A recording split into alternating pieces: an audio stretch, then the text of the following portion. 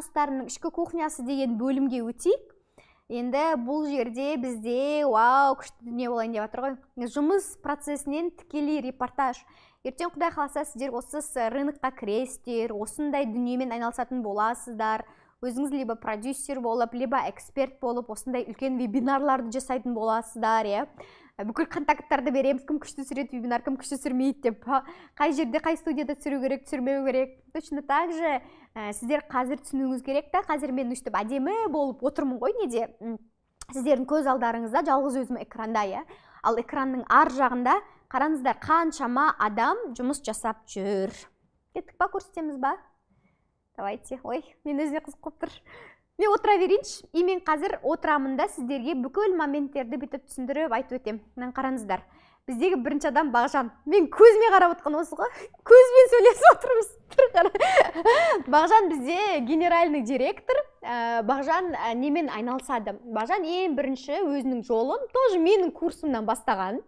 Мен бүкіл командадағы адамдарды өзімнің курсымнан оқыған адамдарды аламын. Қазіргі кезде мен 3 жылдан бері жұмыс жасап келе жатыр.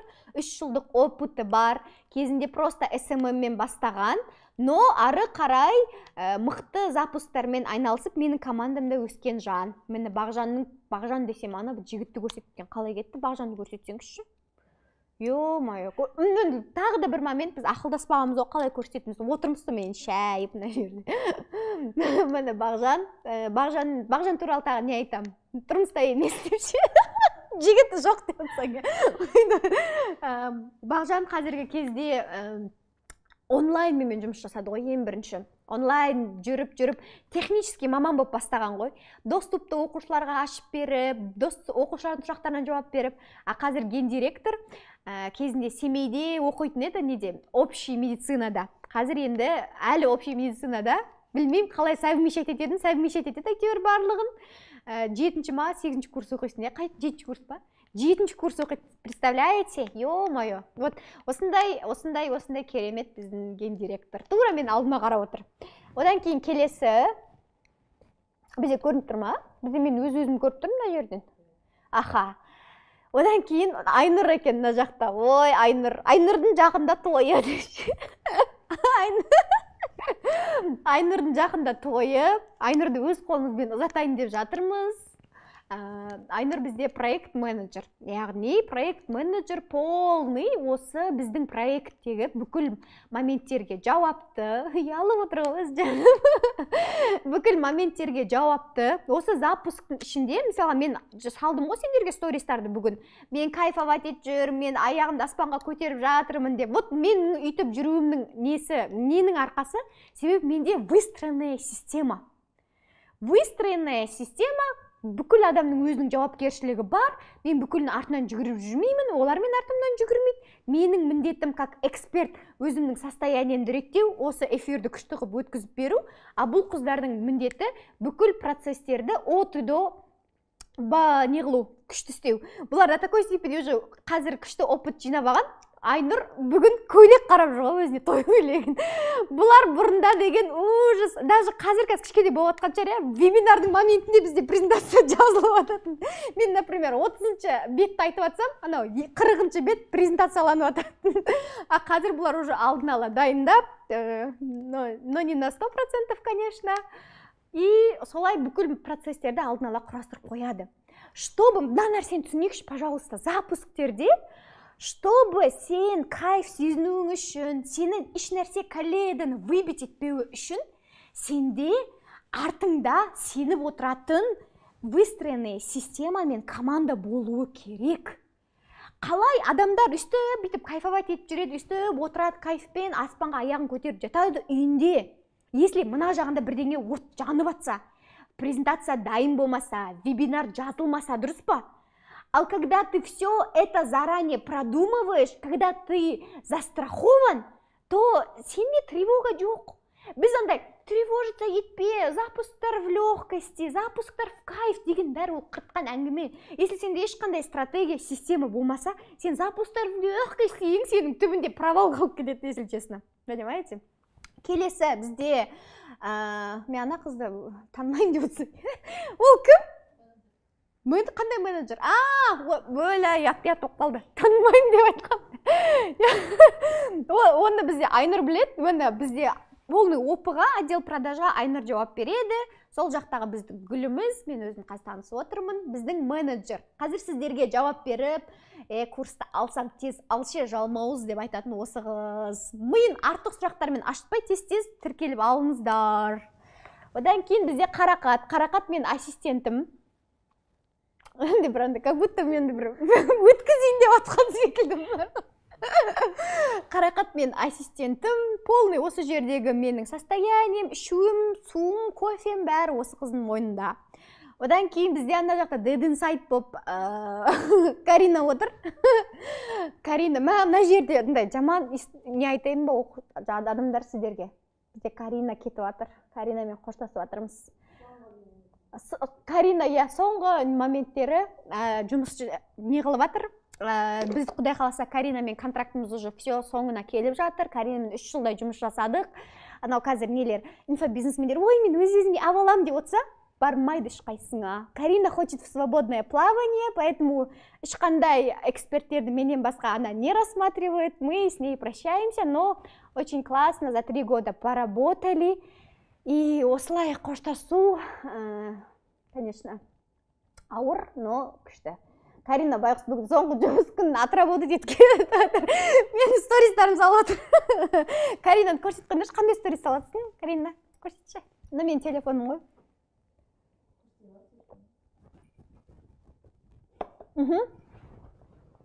Міне бізде до такой степени андай ғой. Мен андай да, менің қолым бос емес кезде де бізде жұмыс процесстері салынып отырады, көрініп отырады. Бізде, например, вебинарный каналға Бағжан жауапты, ал менің стористарыма Карина жауапты. Менің контент-менеджерім, енді құдай қаласа басқа контент-менеджер алу керек. Сосын бізде 2 жігіт вебинарщиктер бүгін бірінші рет осы кісілермен түсіріп жатыр деп өздерінің түрлерін сұрқасатыр. Бүгін бірінші рет ол кісілермен түсіріп жатырмыз енді. Құдай қаласа барлық картина күшті болса, от болса тоже жазыңыздар. Маған, если честно, картина ұнап тұр, әдемі секілді. Өтет қой. Так, өте қызықты өтіп жатыр дейді. Любой нәрседе біз мына нәрсені түсінуіміз керек та, даже адамдар, мен мына нәрсені түсінген кезде шок болып қалдым. Адамдар вебинар жасауға қорқады да. Не үшін қорқасын десем, ол вебинарды қалай түсіреді, кім түсіреді дейді да. Мен айтамын да, вебинар түсіретін адамдар уже барлығы дайын, сен ештеңені ойнап, сен оған презентацияны жібересің. Болды ғой, ол даже саған студияны қайқа барып түсіру керек. Бүкілін саған өздері ойластырып, өздері жасап береді ғой. Почему ты боишься десем? Они боятся из незнания, да? Олар білмейді то, что это целая команда вебинар түсіретін. Это у них целая система. Сен просто таңдайсың, 2 камерамен 2 жағынан түсіресің ба, 1 камерамен 1 бетіңнен түсіресің ба, 1 камерамен түсіру арзан, 2 камерамен түсіру қиын деген секілді, қымбат деген секілді ше. И все, да? Біз білмегендіктен өмірдің өте көп мүмкіндіктерінен айырыламыз да. Хотя өмір өте жеңіл ғой. Даже запусктарды да сен полный ішкі кухнясына кіріп түсініп алғаннан кейін бұл сфераның қандай кайф екенін сезінесің. Я, бұнда қиындықтар бар, я, бұнда қиындықтар өте көп да.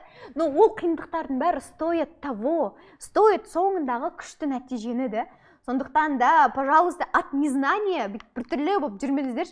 Например, бізде обучениеде полный даже біз контакттармен бөлсеміз, мына жақта вебинар түсіруге болады, мына студияда бағасы мынандай, мына студияда бағасы мынандай. Если сен енді запуск жасап жатсаң, саған вебинар емес, мынау керек, мынау керек, мынау керек деген секілді, от и до, даже не только методология, біз сабақтан бөлек сіздерге технический моменттерін де бөлісетін боламыз. Поэтому от незнания не қылмаңыздаршы, пожалуйста, шайып отырмаңыздаршы. Еще вообще тағы бір прикол айтайын ба? Алдында бір эксперт маған бүйтіп айтады ғой, мен сол кезде вообще шок болдым. Мен 2 сағатқа жетіп вебинарын өшіріп тастадым дейді да. Не үшін десе, потому что 3 сағат өтсең қымбаттау болады ғой дейді да. Я такая, анда мышление ғой сонда, я? Ол мақұл. 3 сағат өтсе, ладно, бір 50 мыңға қымбат болатын жар, дұрыс па? Сонда ол 200 мың емес, 250 мыңға вебинар түсіреді, и ол ана 50 мың теңгені ойлап тұр да, хотя ол ана 1 сағат ана жерде сатып, 50 мың емес, 1 миллионға продажа жасауға болатын еді ғой. До такой степени адамның мышлениесі эксперттердің осындай моменттерде көрінеді да, болмайтын жерінен экономить етіп, И реально, где, когда нужно вот күшті ақшаны суырып алу керек кездерінде отырады да бүйтіп. Мен мынаны естігенде просто шок болдым. Поэтому мынандай қателіктерге бой алдырмай, просто незнаниеден қиналмай, білетін адамдарға барып, түсініп, разберитесь. И қателік жасаңыздаршы, наконец-то. Вебинар қателіксіз, это не вебинар. Оно и состоит из қателіков. Поэтому it's okay, абсолютно. Кеттік па? Дальше. Ой, Бағжан, деп андай, терең дем алды ғой, мен вебинар состоит из қателіков дедім, папа. Андай. Ай, қадырасыңдар қыздар. Менің запусктердің ішкі кухнясы. Біз мына жерде енді қызық бөлімге келдік. Если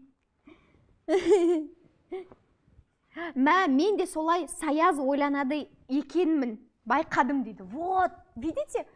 Андай да, капец, адамдар типа расходтарды минимизировать ету деген нәрсені адамдар вообще дұрыс түсінбейді екен, да? Да, запусктерде расходтарды минимизировать ету керек.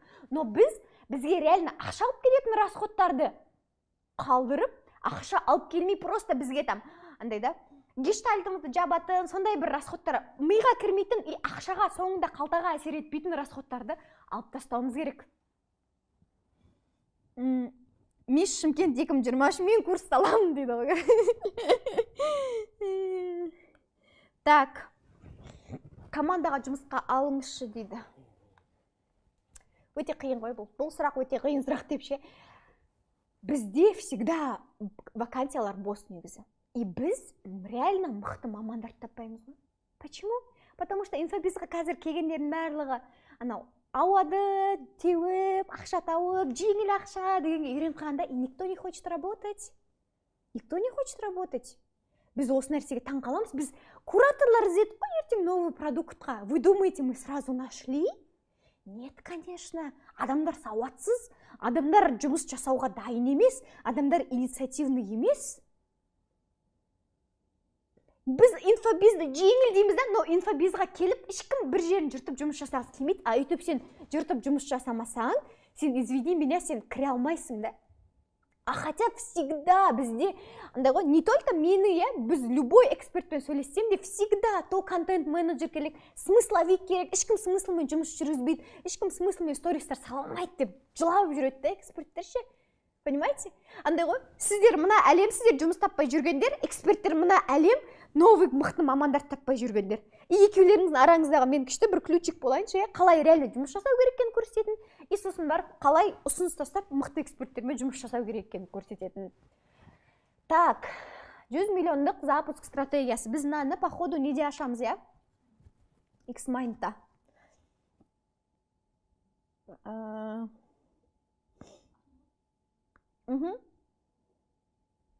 Так, мына жақта көрініп тұр ма? Мен нақты қостым, көрінсеш? Міне, қазір енді сендерге жеңіл жұмыс дегеннің мен ішкі кухнясын көрсетейін.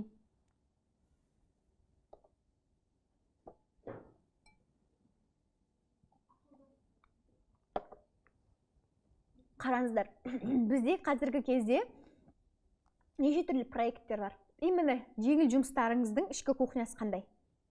Көріңіздер ма міне?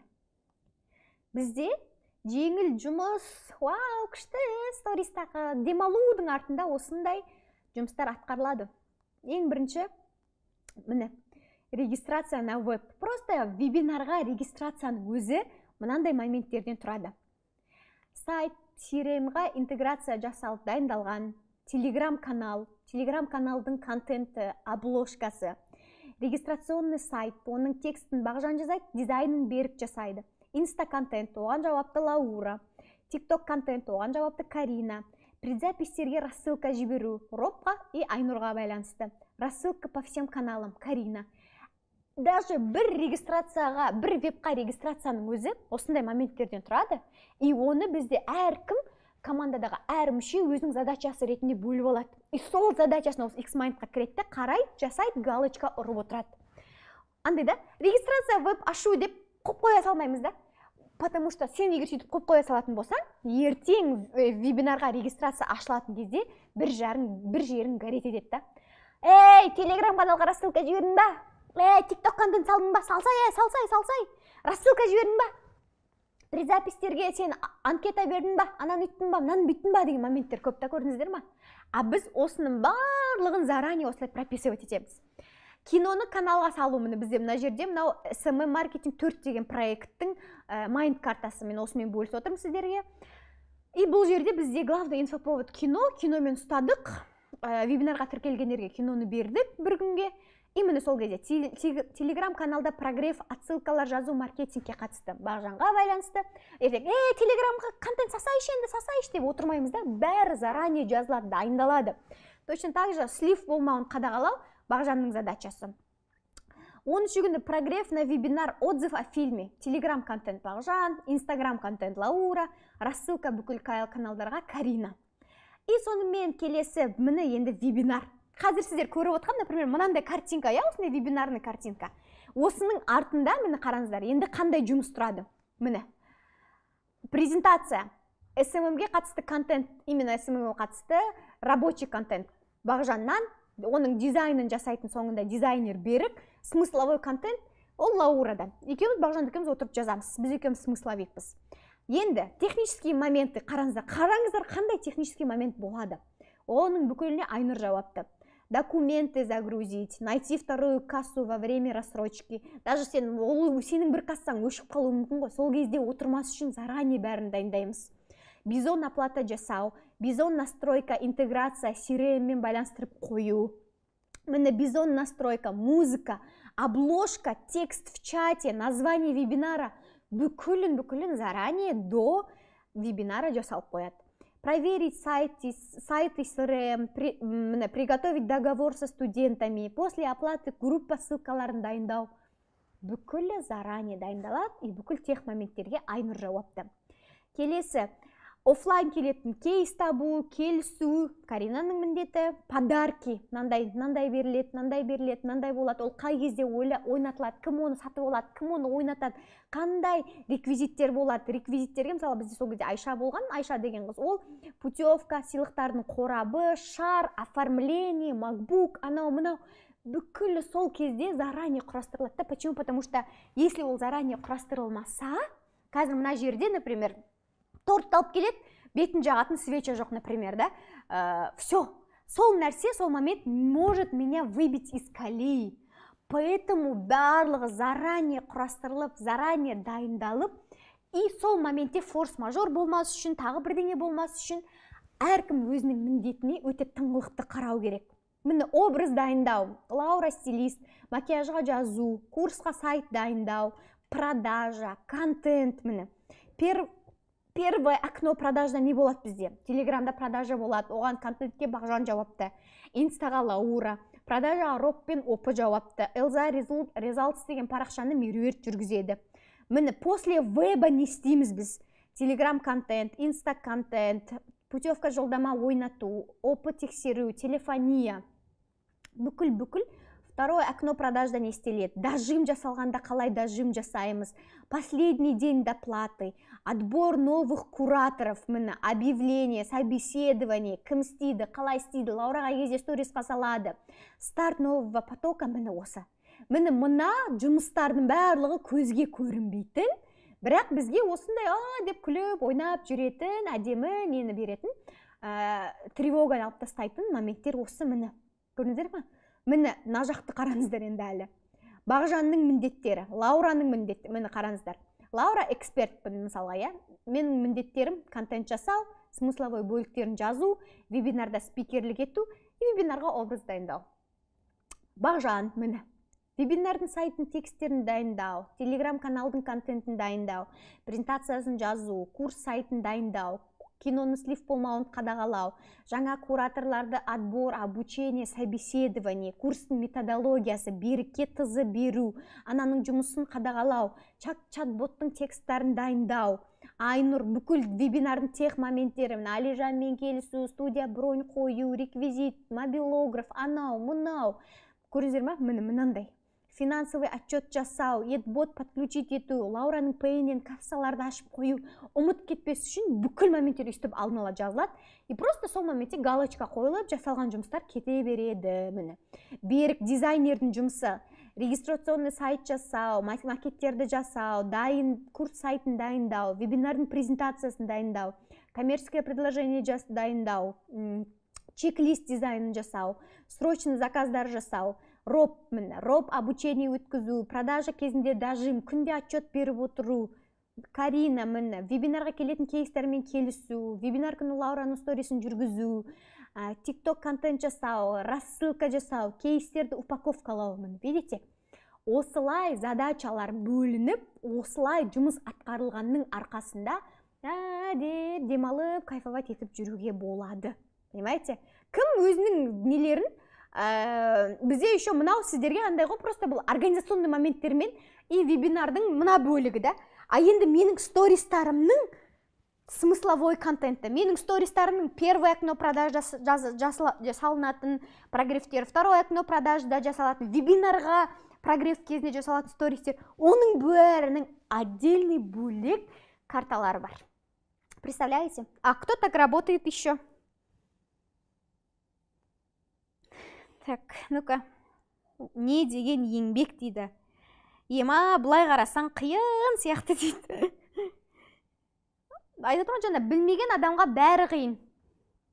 Кім ғана қиналмайды? Ештеңе жасамайды адам қиналмайды. Күшті, үлкен еңбек дейді. Осының барлығын осылай жасауды үйренесіздер. Мәссаған.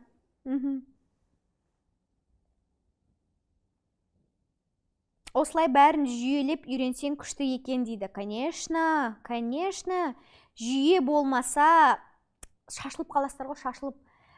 Жүйе болмаса, сіздер 4 жыл бойы рынокта жүре алмайсыздар. Жүйе болмаса, сіздерде ертең уже бір неден кейін, бір поток өткізгеннен кейін, сен жүйең жоқ, значит, сенің не только вебинар кезінде жүйең жоқ деген сөз, сен в целом өмірде жүйең жоқ деген сөз да. Сен курстың обучениесінде де жүйең жоқ деген сөз. Курстың обучениеңде жүйең жоқ па, оқушыларынан результат шықпайды деген сөз. Оқушылардың ертең массово 70% адамда результат шықпады, 70% саған хейт жазды. Сен екінші потогын жасай аласың ба? Нет же, конечно. Сен таптап кетеді ғой. Біз инфобизге дұрыс кіруді үйренуіміз керек. Система болмаса, сол системаны құруды үйренуіміз керек.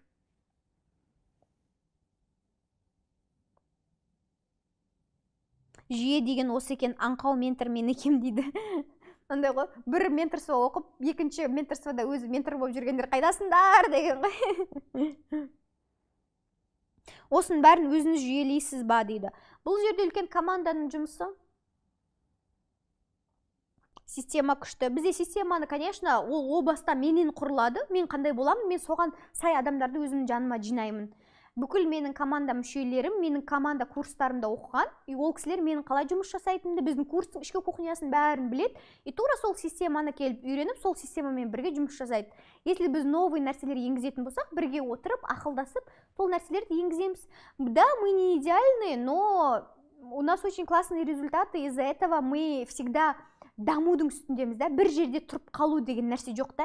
Ана система жұмыс жасамай ма, біз сол системаны өзгертіп былай жасап көреміз, былай жасап көреміз. Бұна жақтан 12 миллионға обучение алып мен оқып келемін, ананы оқып келетін, там бізде ген директорым өзі бөлек обучениелерде жүреді, қарап, сол жақтағы новизналарды бізге енгізеді деген секілді ше.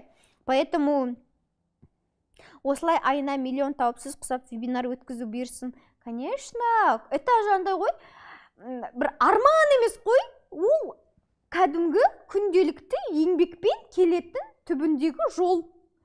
Аласың, навыгың жоқ болса навыкты меңгересің, контент жасайсың, трафик алып келесің.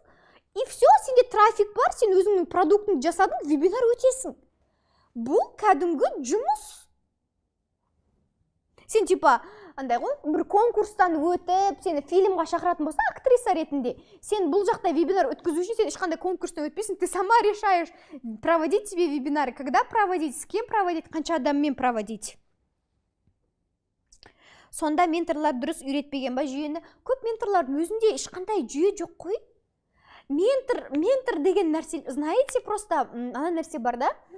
Я не хочу никого обесценить, но үйретіп жүрген адамдардың өзі көп нәрсені үйренуі керек.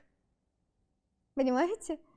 Бізде даже был такой случай, менде оқыған бір адамның менторы болған, ол ментор менің разбор жасағанымды көріп қалған, ана оқушы маған келген, артынан ментор да маған келіп тұр да. Оказывается, мен өзімді ментор деп жүрмін, но на самом деле я вообще не ментор. Я не знаю даже реально, как проводить обучение, тереңдігін глубинасын түсінбегенмін дейді да. Үстіндегі бағана бүкіл істеп жүрген нәрселерді істей беріппін, өзінің менторы көрсеткен 15 күндік обучение мен 2 апталық обучение өткен, и все да. Дубайға хотя барып жүр, анда жүр, шетелде жүр да, анда барлығы красивая обложка, но түбінде терең сен егер жасап атқан жұмысыңның системасын түсінбесең, системаны бере алмасаң, сен өзің системный адам болмасаң, ол өте қиын. У вас не голова, а дом советует. Дұрыс сторис жүргізуді үйретесіз ба жүйелеуді? Конечно, о боже. Сторис ол үлкен бір үйдің мынандай бір бөлігі ғой запусктердегі. Бізде запуск түбінде 100 миллион бізге алып келу үшін, түбінде масштабны болу үшін, оның тек сторис деген бөлімі ғана емес, достар. Оның әр бөлімі дұрыс жасалуы керек. Вебинарға тіркелу ашылудан, предзапистен, стористан, ажиотаждан, трафикті дұрыс целевой адамдарды алудан басталады да ше. Әр запусктың этабы дұрыс системна жасалуы қажет. Так, кеттік па дальше? Енді вообще қызық, біз өте күшті моментке келдік. Біздің проекттегі доходимость, рентабельность. Вот реально ішкі кухня, реально біз соңғы неде, декабрьдің алдында фокус группа деп, біз өте аз адамдарды быстро обучениеге алдық. Продажа үлкен уақытқа созылған жоқ, аз уақытта тез жинай қойдық. И біз ол фокус группаны неге фокус деп арнадық? Жай ғана ол бәрі сөйтіп фокус группа деп қойып отырген ғой емес. Біз реально полный осы обучениені, запуск обучениесін от и до жаңалағымыз келді. Соның арқасында біз просто 40-45 адамды алдық, или 44 адам ба, 44 адамды алдық та, сол 44 адамның, 44 эксперттің әрқайсының запусктарына кірдік қой. Әрқайсының запусктарын көрдік, қандай проблема бар қазір, ол проблеманы қалай шеше алмай жатыр, қандай навыктар ол кісілерге керек, қалай керек, не істеу керек, бүкілін қарадық. И біз реально фокус группаның ішінде тестировали новый метод обучения. И біз сол жақта даже бізде канал бар, канал наблюдения деп аталады. Біз күнде наблюдение жазатынбыз. Вот бізде оқушыларға оказывается мына нәрсе жетпейді екен, дажым жасауды білмейді екен. Блин, стористардағы сюжетті линия деген даже терминді білмейді екен. Стористі сюжетті линиямен жүргізуді үйрету керек. Мынандай сабақ қосамыз, мынандай қосамыз деген секілді. Біз прям фокус группаның ішіне бүкіл фокусымызды қойып 44 адаммен жұмыс жасадық. Енді қазір сол доходимость, рентабельность деген дүниемен сіздерге бөліскім келіп отыр. Ал енді доходимость, рентабельность деген не? Жалпы инфобизнесте сатудан бөлек, саған оқушылар келгеннен кейін сен олардан нәтиже шығару керексің. Сен оларға керек нәрсені бере алуың керексің. Сен нәтижең болмаса, сен алысқа шаппайсың. Красивая картинка алысқа сені алып бармайды. Ал енді доходимость, рентабельность деген не? Бұлардың бізге қандай қажеті бар?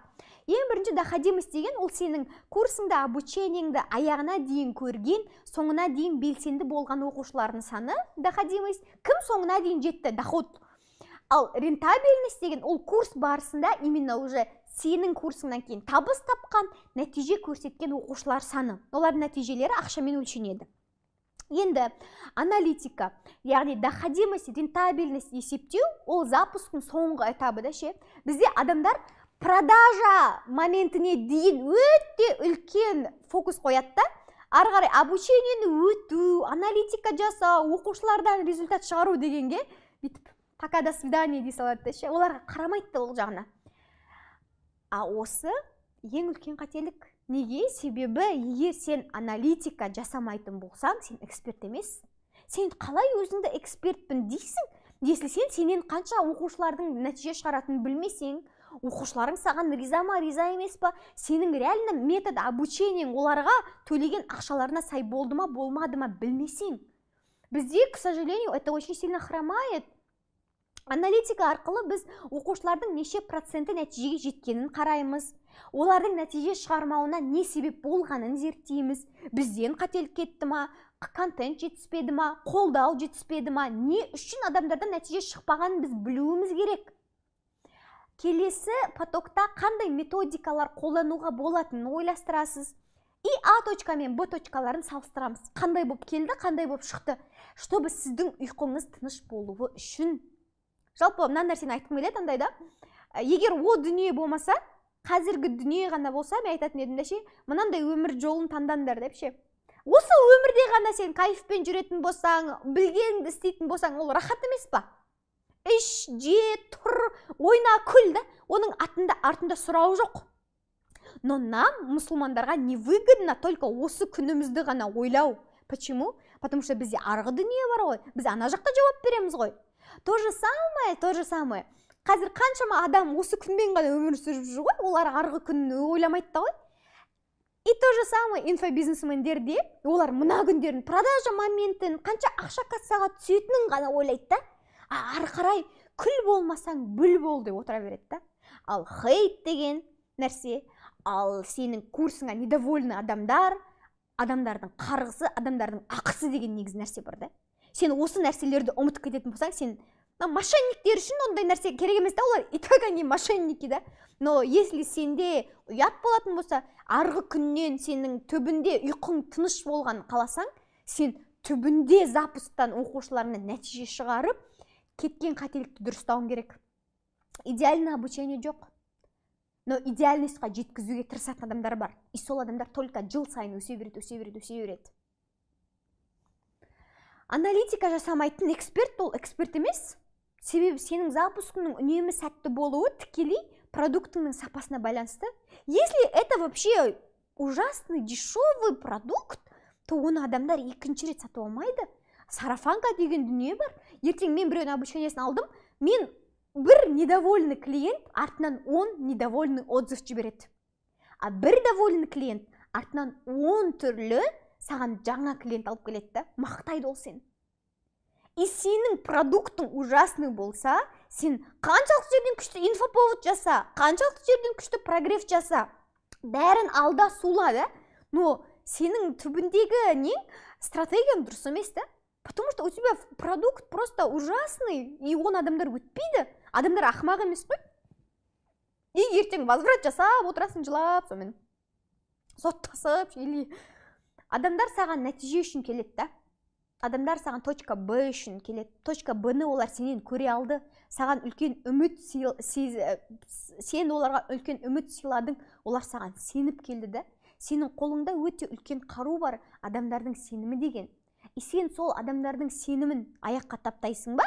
Или сол адамдардың сеніміне сен үлкен құндылық қосып, сенімін екесе қылып өздеріне қайтарасың ба? Вот осы сенің таңдауың. Нәтижені беретін ол сапалы продукт. Біздің соңғы космозапуск курсына жасаған аналитикамен бөлісіп өтейін. Мен қазір так, мына жақтан ашайын. Міне, бізде қазіргі кезде курста сол кезде 44 адам оқыды. Біз 44 адамды фокус группаға алдық. И сол 44 адамның мына жерде бізде студент А, студент Б деп жазып қойдық. Мына жерде что-то қатып жатыр.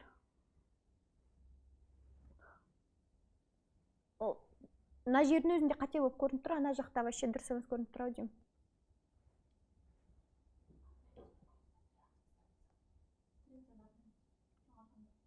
Нет, мне кажется, нормально болды, мен не қылдым, масштабын үлкейттім. Мені қараңыздар, мысалға, бізде міне адамдардың бүкіл өтетін біздің курстағы өмір жолы осындай таблицаларда бізде мәңгілік сақталады. Ол таблицаға каждый раз тіпті олардың әр мастермайндтан кейін қандай тапсырма алып кеткендері де енгізіліп отырады. Біздің күшті гендиректор Бағжан соны енгізіпті, молодец деп айтқым келеді. Енді мен сіздерге ол үлкен таблицаны емес, каждый раз адамдарға не берілді, не ол істеді. Біз реально андай да, адамдар бізге обучениеге келген кезде 50% ответственностенен, 50% ответственностьменен деп қою ғана жеткіліксіз да. Сен реально сол ответственності 50%-ін өзіңе өте үлкен алу керексің, чтобы олар өзіне алу үшін. Сен пример етіп оларға көрсету керексің. Ертең оларда нәтиже шықпай қалса, олар саған жынданып, жылап келмес үшін алдыңа, или даже келген кезде сен өзің істемедің деп одан қашып кетпеуің керексің сен. Сен до конца адамдар үшін болу керексің. Себебі ол шын мәнінде оның мақсаты андай да, сені қаралау, сені жоқ қылып жіберу емес, ол өзі нәтиже көре алмай қалды, соған оның жаны ауырып тұр да. И біз сол нәтиже олардан шығу үшін от себя зависящие бүкілін жасауымыз керек. Міне, біздегі қазір қараңыздар, мысалға міне, полный от и до бүкіл студенттердің данные осы неге енгізіледі таблицаға. Нишасы қандай, атығым, қай қаладан, а точкасы қандай, 0 ма, 20 мың ба, 30 мың ба, 3 миллион ба, 5 миллион ба, міне, VIP бар, сосын міне, бірге тобы бар, қараңыздар, е? Міне. И одан кейін міне, бірге тобы, екінші, қараңыздар. На жерден анонимно жасалды, чтобы оқушылардың, это не экологично, я думаю, показывать олардың аты жөндеріне. Міне, өзім, мысалға, VIP оқушыларды алайық, е? Осылай VIP оқушыларда А точкасы, сосын біздің курспен бірге жеткен Б точкалары міне. Мен 1,5 айдан кейін запусктан 5 миллион чистыми жасадым. Блогымда подписчик саны 25-30 мың, охват 2,5 4 мың, командамда 4 сотрудник бар. Осындай, мынандай нәрсе жасадым. Міне әр мастермайндта оған берілген тапсырма. Міне көрдіңіздер ме, қараңыздар. Мастермайнд 11 күн өткен. Задачи. Трафик әкелу, күніне 3 рилс, 2 рилс салу, таргет қосу, мынандай істеу. Бірінші мастермайндта осындай задача алып кеткен, екінші мастермайндта мынандай задача алып кеткен, үшінші мастермайндта мынандай задача алып кеткен. Енді курс соңындағы Б точкасы, міне, 3 қана продажа курса болды, 447 мың теңге табыс, қазір дажим жасап жатырмын. Ең бірінші запросым масштабқа шығу қорқынышымды жеңу жабылды. Нақты мақсат қоюды үйрендім. Енді келесі запустар жақсы жасаймын деп ойлаймын. Состоянием супер, еркіндік, мидың тыныштығы, масштабқа шығуға нақты шешім қабылдадым. Табысы курстың барысында міне 647 мың теңге. Міне табыс табуы галочка, соңына дейін жетуі галочка. Яғни бұл студент пропадать етпеген, связьда болған, связьға шыққан, жұмыс жасаған. Келесі, міне, келесі эксперт, например, да, точно так же реклама алу, анан істеу, соңында жеткен точка Б-сі. Продюсер, наставникпін, 10 продажа 500 мыңнан плюс 1 миллион 1 продажа, плюс мен айналаға пайдалы бола алатыма 100% сендім. И общий курстан 10 миллион теңге тауып шықтым. Міне точка А 4 миллион болып келген, қазір 10 миллион. Табыс табуында галочка, соңына дейін жетуінде галочка. Міне VIP студент 3, міне 0,000. Көрдіңіздер ме міне? Мына жерде бізде Алматы нишасы SMM болған екен. Мен жеке өз парақшамда табыс тауып бастадым. Но қазіргі кезде бізде мына оқушы осыған дейін 3 миллион тапқан. Но курстың барысында табыс таба алмады. Не из-за того, что ол уже никчемный или курстың ешқандай инструменті оған жұмыс жасамады. Ол жаңа деңгейге шығардың алдында ключевой дұрыс емес шешім қабылдады. И даже 30 адам, 40 адам мастер-классына жиналып тұрған жерінен ол SMM продукциясын сатып, дұрыс емес қадам жасап кеткен да. И это цена за ее ошибку. Но ол ошибка талқыланды, талданды. Енді ол ертең екінші рет жасаған кезде одан міндетті түрде нәтиже шығады. То же самое біз андайда адамдарда нәтиже шықпаса, нәтиже шықпай қалады, ау дегеннен қорқып, ондай негативный кейстерді көрсетпей, тығып, жабып қалмауымыз керек. Себебі өмір же нелинейно, өмірде всегда күн шығып тұра бере ма? Табиғаттың заңдылығы күннен кейін түн. Точно так же запусктарда да адам ату үшін кейде ол провалға түседі, кейде ол дноға түсуі мүмкін. Но маңыздысы сен наставник ретінде ол сол днода жатқан кезінде өзің кінәлісің, өзің істемедің, топассың деп қашып кетпей, оған көмектесу да. Понимаете? Міне осы главный құндылық. Еш жерде бұндай гарантия жоқ, өмірде 100% сенен нәтиже шығады деген. Но сен как эксперт, как наставник оны қалдырмайтын болсаң, сен обучениеңде оны өзіне деген сенімділікпен окутать ететін болсаң, одан міндетті түрде нәтиже шығады да. Біз даже 40 оқушыдан мына жерде қазір көрсетемін, общий қанша табыс шыққан, қалай шыққан. Но осындай нәрселер болатын көріңіздер да. Міне, точно так же қараңыздар. Міне, бір адам 1 миллион 690 мың тапқан, біреу 250 мың тапқан, біреу міне 0 теңге тапқан, пока что әлі енді запусктарының несінде этабында жүр, курстың соңына дейін запуск жасап үлгермеген, енді продажа болады деген секілді. Міне біреу 5 миллион тапқан, біреу 5 миллион 800 тапқан, міне барлығы өзгерді, ішкі состояниемнен бастап ақшаға дейін 180 градусқа өзгерді дейді. Көрнекілік эксперті міне 10 миллион теңге тапқан деген секілді. Көрдіңіздер ме? Енді қараңыздар. Астына біз мынандай итог шығарамыз. VIP тарифында бізде қараңыздар 69% оқушы табыс тапқан, соңына дейін 100%, 13-14 оқушы болды, 13-14 оқушы соңына дейін жеткен. 69% оқушы табыс тапқан, в целом студенттердің общий табысы 51 миллион теңгені құраған. міне бірге точно так же бірге бірінші тобында екінші тобында өзімде осындай аналитика жүріп отырады. Общий бізде 44 оқушының ішінде 1,5 айда 86,436,000 теңгеге продажа жасалған, табыс табылған. Яғни бұл табыс табу 57%. 57% адам табыс тауып кеткен нақты, ал 74% адам соңына дейін жеткен, көрген. Әлі бұл жерде продажа болатындар бар, осы біліммен енді өмірге қолданатындар бар, новичоктар енді навык қылып алып кеткен жандар бар, оларда 1 айдан кейін, 2 айдан кейін нәтиже шығуы мүмкін да.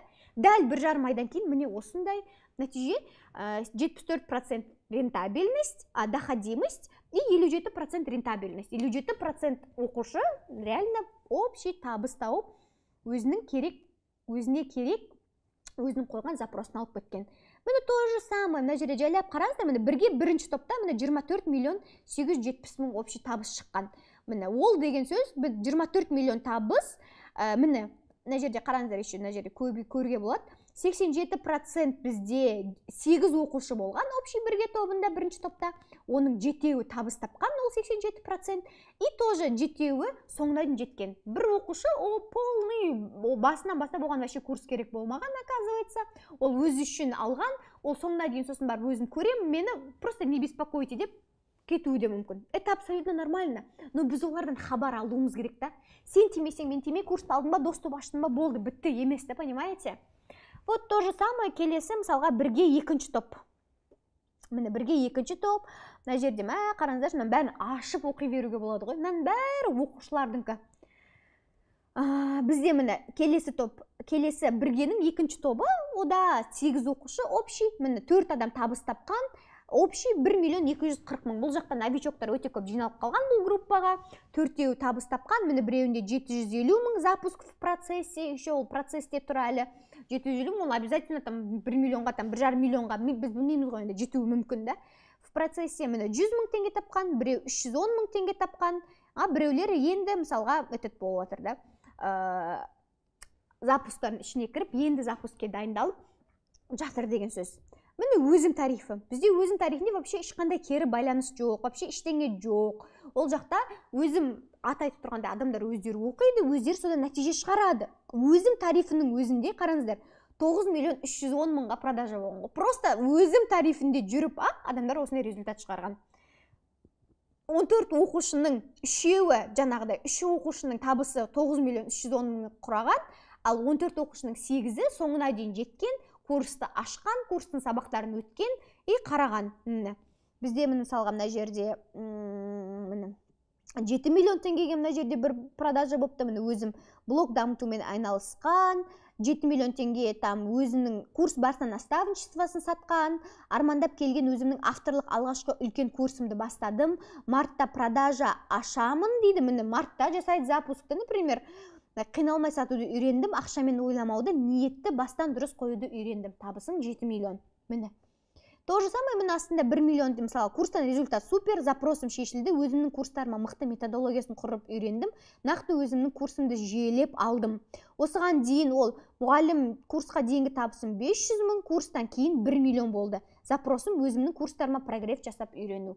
Вот, курсқа дейін ол мұғалім болып 500,000 тапқан, қазір өзінің курсын прогресс жасап, сатып, 1 миллион теңге табысқа шыққан. Міне вот так делается аналитика. Даже сіздер әр моментте біздің осылай оқушыларға деген махаббатымыздың да көрсеткіші. Нам не все равно, біз өтірік галочка үшін жүрген жоқпыз. То же самое, если әр инфобизнесмен осылай жасайтын болса, мне кажется, андай да, біздің рынокта өте мықты результаттар, рынокта бір-біріне пайдалы адамдар, бір-біріне күшті көмек беретін, реально осы рынок күшті болып қалыптасушы еді. И соған да біз келе жатырмыз. Поэтому сіздің орныңыз ол всегда бос. Мест әркімге өзінің орны бар. Қазір инфобизда орын жоқ қой, уже көп қой, не көп курс көп, но бүкіл курстың барлығы сапалы деп кім айтты? Бұл бір. И екіншісі, курс көп деген сөз, значит, ол жақта не бар деген сөз?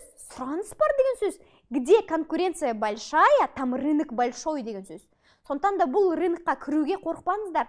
Әркімнің өзінің аудиториясы болады, сатып алатын адамдар болады. Мысалға сіздер де ертең обучение таңдағанда запусты мен ғана үйретпеймін ғой, извините меня, да. Именно менің құндылықтарымды разделять ететін, менің суперсилам, мықты контент, сториске прогрев, аутентичный контент, инфоповод дегенді разделять ететін, жарқырағысы келетін адамдар келеді. Ал енді біреу вообще басқа құндылықпен сатады да ше, ол қарапайымдылықпен сатуы мүмкін, біреу вообще там басқа дүниемен сатуы мүмкін да. Әркімге өзінің ұстазы табылады, әркім өзінің обучениесін алады. Сондықтан да мен сіздерге айтарым, кім системаны үйренгісі келеді, кім осындай на результат жұмыс жасап үйренгісі келеді, кім осылай өзінің 4-5 жылда өте күшті репутациясын қалыптастырғысы келеді, мықты инфоповодтармен рынокта жарасы келеді, то welcome. Біздегі итог, міне, жаңа өзім көрсеткендей, рентабельность 57%, доходимость 74%. И андайда мынандай итогың болған кезде сен тыныш ұйықтайсың да бір шетінен ше, өзіңе риза болып ұйықтайсың. Сен андай ешкімді алдап жүрмін, мен мошенникпін, мен инфосығанмын деген сенде ощущение болмайды. Понимаете? Мен мысалға реально бізде отчет уақытылы шықпаса, мен командаға не қойып қойғам, штраф қойып қойғам. Мен адамдардың әртүрлі инфобизнесмендердің түрлері болады. Бір инфобизнесменнің түрлері оларға безопасностьті ақша береді да. А маған безопасностьті отчетность береді. Мен отчет алмасам, мен жұмыс процесс қалай жүріп атқан білмесем, я просто дрожу, мен жыным келеді, мен ұрсам. Не істеп отырсыңдар, сендер демалып отырсыңдар ба, үйлеріңде шық тез деген секілді ше. То же самое андай да. Это и бір шетінен менің андай нем, шизофрениялығым, ал анда ұйықтатпай жыным шығып не қылуым мүмкін да, дозванивать етіп, күшті кері байланыс бердің ба, өз жұмысыңды орындадың ба деп. А бір шетінен мені өсіретін де толчок та. Мен адамдардың ол өзіне байланысты деп қалдырып қоя алмайды екенмін. Біздің обучение ондай емес екен. Рентабельность төмен болып, оқушылар нәтиже шығармаса не істейміз? Каздев жасаймыз. Яғни оқушылардан шынайы кері байланыс аламыз. И желательно ол шынайы кері байланысты анонимно алған дұрыс. Себебі оқушылар атымен кейде бөліскісі келмейді. Екінші, методологияны өзгертеміз. Если курста нәтиже шықпай жатыр ма, значит бірдеңені өзгерту керек. Не нәрсе, соны сіздер наблюдениемен қарап жүріңіздер. Оқушылардың кері байланысы, ол мына нәрсені түсінбей жатыр, мына нәрсе жетпей жатыр десе, оны игнорить етпейміз. Біз сол нәрсеге сай контент береміз, қосамыз контентті. Если оларға психолог керек, я олар, например, там ниеттен авария кетіп жатыр, немесе оларға поддержка жетпей жатыр, қорқынышымен жарты жолда қалып қойып жатыр ма, значит сондай адамды қосуымыз керек. Понимаете? Оқушыларыңыздың всегда тонусын реттеп жүріңіздер. Оқушылардың проблемасын шешу жолын көрсету керек. Қашпау керек ешқашан. Наоборот, сіз өте андай шындыққа тікелей қарай алып, сіз шынайы өзіңіздің қатеңіз болса, мойындай алсаңыз, ол ең үлкен ерлік. Ал қашып, бетін өтірік жауып қойып, оқушыларды черный списокқа тығып тастау, ол ең үлкен дұрыс емес стратегия. Біз жаңа айтқандай, біз мына өмірмен ғана ойланатын болсақ, біз бүкіл нәрсені гадостьті, шалостьті істеуімізге болады. Но бізде ана өмір бар ғой. Біз сондықтан да ана жақты ойлап, оқушылардың ақысын ойлап, біз всегда таңдауымыз керек адалдықты. Себебі түбінде осы ниет бізге миллиондаған еще плюс ақша алып келуі мүмкін. Мысалға, космозапуск курсында, мысалға бізде Маликова Перизат деген оқушым результат шығара алмады. Например, хотя у нее ол результат шығарады енді точно. Оның подписчигі көп, да? И оның соңғы мастермайндтағы состояние осындай болды, реально, она сидела, плакала. Осы күнге бармаған наставнигі, алмаған курсы, өтпеген терапиясы жоқ та, мысалға ше.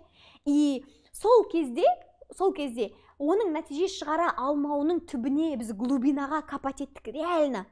Реально сол кезде глубинаға копать еткенде оның шынайы инструменттерсіз, да, басқа біреулердің подтверждениесінсіз болы шықты. Мен қазір енді не будет экологично, если бәрін айтып беріп отырсам, но мына нәрсені түсініңіздер шегім келеді да. Кейде бүкіл мәселе тек инструментте бергі жағында ғана жатуы қиын болуы мүмкін. Шын мәнінде адам нәтиже шығару үшін оған өте үлкен, оның арғы өмірі де болашағы да әсер етеді. Яғни оның мышлениесі, қазіргі оның өзін түсіну деңгейі и дұрыс дер кезінде қабылдап жатқан шешімдері оған аса маңызды. Например, бізде перизаттың бір моментін айтып өтетін болсам, ол үшін аса маңызды всегда подтверждение алу. Мен күштісім деп айтсам, ол өзінің күштілігіне сенеді. Оқушылары күшті деп айтса, рахмет деп сенеді да. А оқушылары возврат сұраса, ол я недонаставник деп өзін ойлайды. И алады да курсына продажа жасамай тоқтап қоя салады. Бұл жерде ол продажаның этаптарын барып меңгеру керек деген сөз емес қой. Бұл жерде ол өзгенің только подтверждениесімен жұмыс жасау деген нәрсені тоқтату керек та. Мысалға мен осы күнге мен хейт, если сондай адам болсам, мен өліп қалатын едім баяғыда. Қаншама хейт, қаншама адамдардың недовольствосы, например, болады, дұрыс па? И то же самое, мықты эксперт, ол өз-өзіне подтверждение бере алу керек та. Біз осы внутренняя опораны качать етуді үйрендік. Сол кезде осындай ашық разбор жасалды да ше. И сол кезде перизат өзінің мүлде қарамай жүрген, мүлде көрмей жүрген осы бір қабілетін тапқан кезде, түсінген кезде осы бір затыкты. Ода ертең қазіргі жасаған продажасынан 100% результат болатынына мен сенем, мен бөлсем, Құдай қаласа сіздермен. Потому что подтверждение іздейтін адам, ол не только оқушыларынан подтверждение іздейді. Ол күйеуінен болсын, ата-енесінен болсын, бүкіл жерден подтверждение іздейді. Оның өмір сүру салты сондай деген сөз ғой. Бұл өмір сүру салты, ол миллионерлердің өмір сүру салты емес та. Потому что сен қаншалықты өскің келсе, сен соншалықты хейтке дайын болу керексің. Сен аутентичный контент деген сөз, сен ол бүкіліне ұнайсың деген сөз емес. Сенің аутентичный контентіңе қаншама адам қарсы болу керексің. Сен сол қиындықты көтере алатындай өзіңді тәрбиелеу керексің да. Иногда вот запусты нәтиже шығу үшін сен осындай адам болу керексің. А не только сухие инструменты. Міне разбордан кейінгі нәтиже, міне қараңыздар, перизаттың жазған оқыңыздаршы. Лаура ханым, мен кешегі мастермайндтан кейін все еще өз-өзіме келе алмай жүрмін. Қазір ғана 3-ші рет көріп шықтым. Реально өмірге деген көзқарасымды мені өзгертетін разбор болды. Бұрын ниетті дұрыстау керек дегенге, адамдарға көмектесу деген ба? Я, ниетім сондай деп отыратын едім. Истинный ниетті қалай қою керек екен енді ғана түсіндім. Арқамнан үлкен жүк түскендей болды. Реально бәрін өзіме алып, спасатель болып кеткенмін деді. Айналадан подтверждение алу бойынша кешеден бері әр поведениемді адамдарға қалай жауап беріп жатырмын, қалай ойланып жатырмын, бәріне анализ жасап, өзімнен в шоке болып жатырмын. Аллахымның маған керек сөздерін естірткеніне бесконечно благодарна. Сізге де сол сөздерді маған айтқаныңызға благодарна. Наконец, 1 миллионнан не үшін аса алмай жүргенімді түсіндім ғой. Видите, 1 миллионнан асу үшін бізге иногда инструмент емес, реально глубинный түсінік керек, да, понимаете? Міне. И жаным.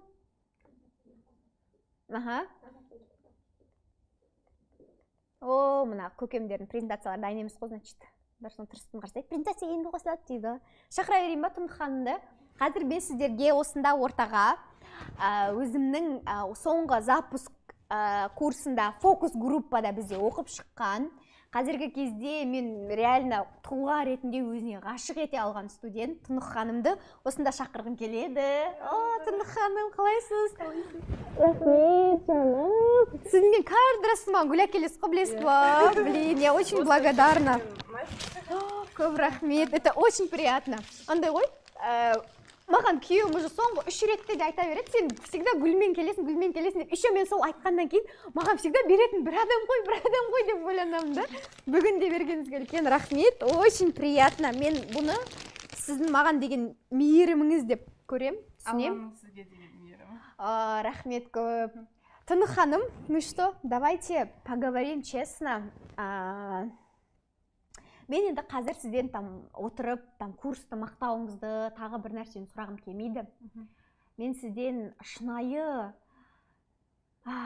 бұл курсқа адамдар не үшін келуі керек? Сіз не іздеп келдіңіз? Сол іздеп келген нәрсеңізді ала алдыңыз ба? Деген сұраққа жауап беруіңізді сұраймын. Искренне.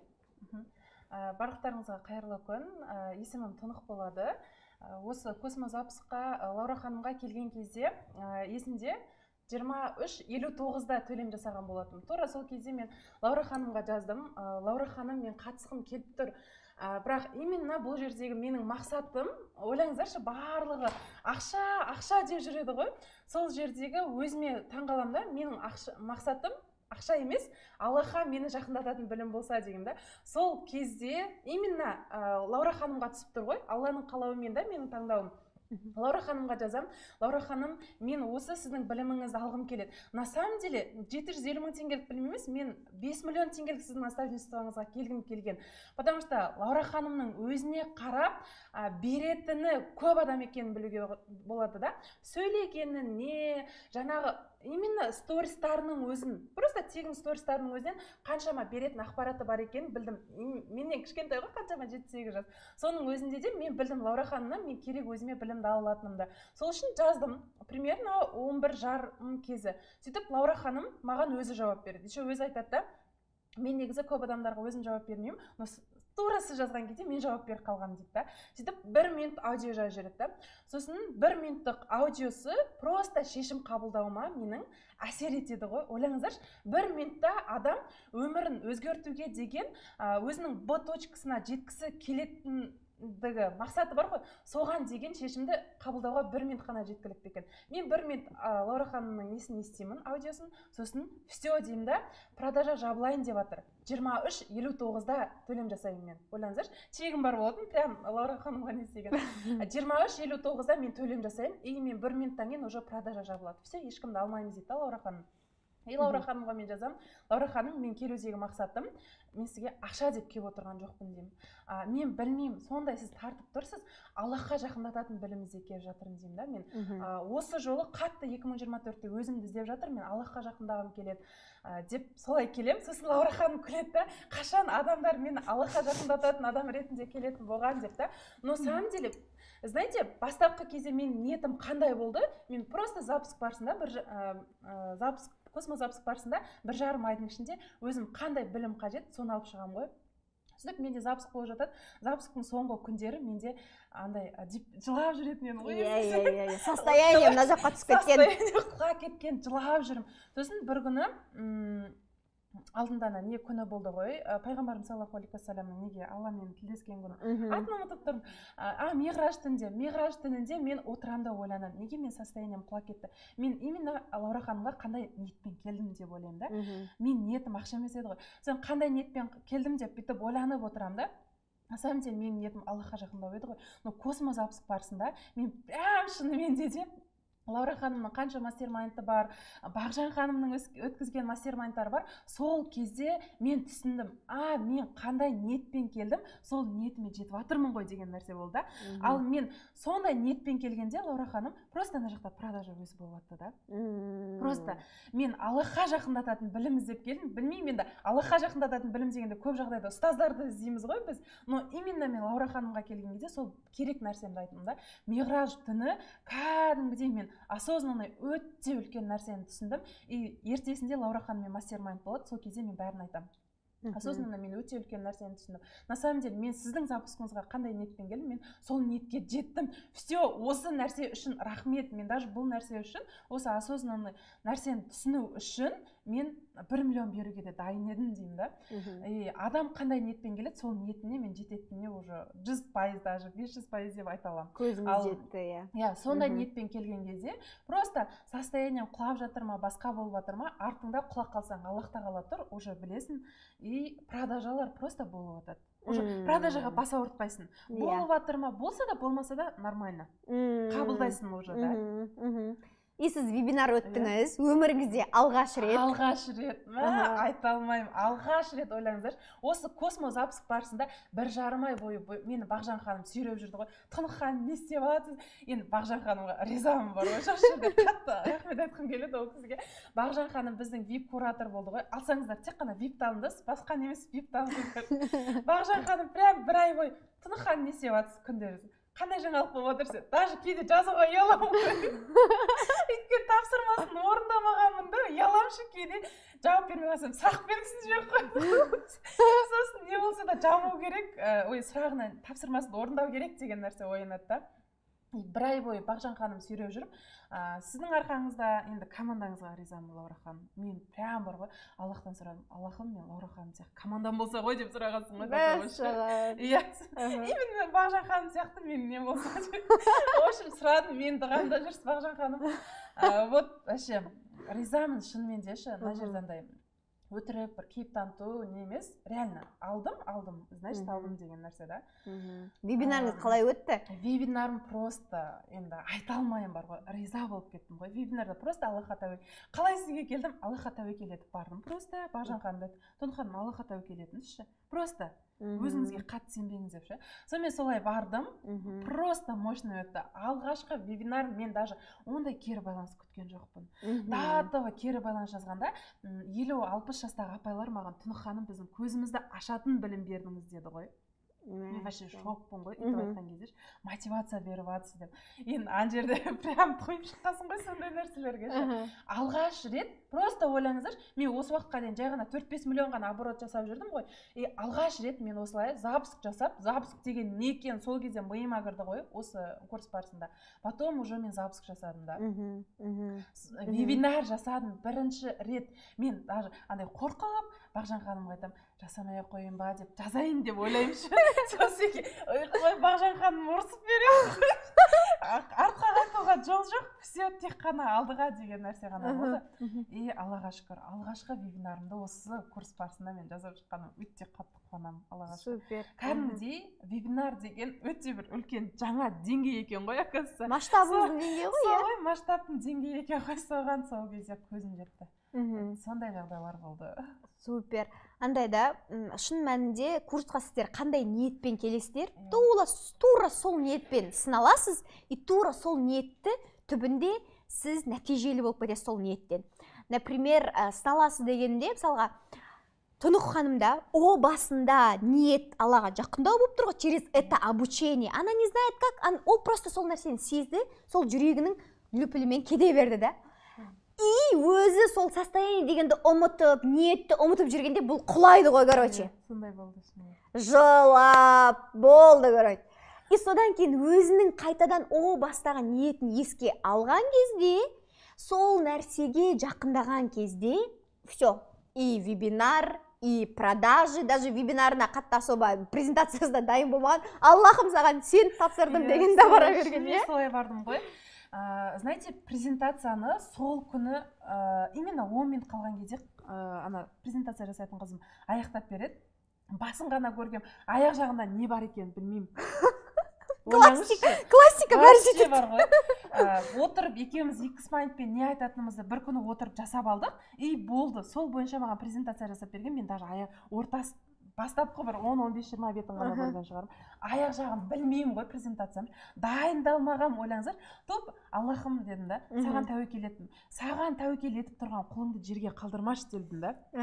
И мен сеніме вебинардан шыққаннан кейін айтам, Аллахым, оказывается, реально мен жақсы көреді екенсің. Реально мен сенің бір сүйікті құлдарың бір екем. Мені жерге тастаған жоқсың ғой, шүкір дедім да. Ойлаңыздар, сондай нәрсе болды ғой. Бұл енді бір андай бір чудо сияқты нәрсе ғой, былайша айтқан кезде ше. Конечно. Просто ойлаңызшы, қаншама адам алдына шығайын деп тұрсын, презентацияңды көрмегенсің. Это вообще айтамайым енді бар ғой. Ойлаңыздар, сондай прям андай ненің бітуіне 2 күн ба, 3 күн қалған кезде ғой деймін. Қателеспесем емес, мастер-майнд өтті. 2 күн қалған кезде. Сол кезде ғой, Мираж түнде отырам да жылаймын. Мен не үшін космозапусқа қатысым, мен не үшін вебинар өтейін деп жатырмын, жалпы не үшін керек бұл нәрсе деймін. Жылап отырам да, басындағы ниетім дың деп сигнал болып ойыма түседі ғой. Жаным. Сөйтемін де, ертесінде сіз мастер-майнд жасаған кезде айтасыз ғой, сіз уже түріңізден ақ, состояниеңізден прям бәрі білініп тұр. Реально сол күн жеп-жеңіл, арқамда ешқандай ауыр жүк жоқ, тупо тәуекел еттім да, все, бардым. Реально прям енді мощный шықты, просто айта алмайым барғанша. Қазіргі енді осындай ниетпен ең алғашқы тапқан жасаған запускыңыз ғой 10 миллионға. Қазіргі ощущение қандай? Қазіргі мына ақшаның дәмі қалай сезіліп жатыр сізге? Соны бөлісіңізші. Мен бар ғой, бастапқы ниет андай ақша деп ақшаның артынан не істеп жүрмеген соң, как будто қазір мынандай сезім, Аллах тағала бір ақша деген нәрсені бір алып қойған сияқты да. Қалай айтсам екен, өзіне деген сенімді жүрегім, өзіне деген Аллахқа деген тәуекел ету деген сенімді бүйтіп жүрегіме қойып, ақша деген нәрсені алып тастаған сияқты, бүйтіп қолыма берген сияқты. Сондай сезім болады да, сондай нәрсе. Қолымда барлығы тұрған сияқты да. Көл талып ақшаға кіріп кетпегенмін да. Андай көп жағдайда барлығы бүйтіп ақша тауып жатыр екен, мен де ақша табамын деген ниетпен келеді да потом құлайды да не үшін таппадым деген сияқты болады ғой. Ол кездегі бастапқы ниет адамдарға пайдалы болу анау мынау деген сияқты уже қалып кеткен кезде барып адам құлайды ғой. Ал менде уже керісінше болып жатыр ғой, керісінше жағдай болып жатыр ғой. Супер. Сіз андай не ғой, өмірдің несін, неді өзі, фишкасын тауып алған адамсыз ғой, запусктердің фишкасын тауып алған адамсыз ғой. Өте қуаныштымын Тұнық ханым, бүгін келгеніңізге үлкен рахмет. Қазір енді осыны көріп отырған, кезінде сіз секілді қорыққан, алайын ба алмайын ба деп мың ойланып отырған адамдарға не айтар едіңіз? Мен бір нәрсе айтқым келеді. Мен сізге алдында неде бітіру кешінде де айттым ғой, Лаура ханым, мен қайта келемін сізге. 5 миллион теңгелік наставничествоңыз аламын деп та. Ойлаңыздаршы, егер маған Лаура ханым қажетті білімді бере алмаған болса, мен 5 миллион теңгелік наставничествосына келемін қайтадан деп айтпайтын едім да. Значит, бұл жерде бар беретін білім. Сіздер келу керек, алу керек білім бар да. Лаура ханым тықылдап тұрғанның өзінен білуге болады ғой, қаншама сіздерге уже ақпарат беретіндігін да.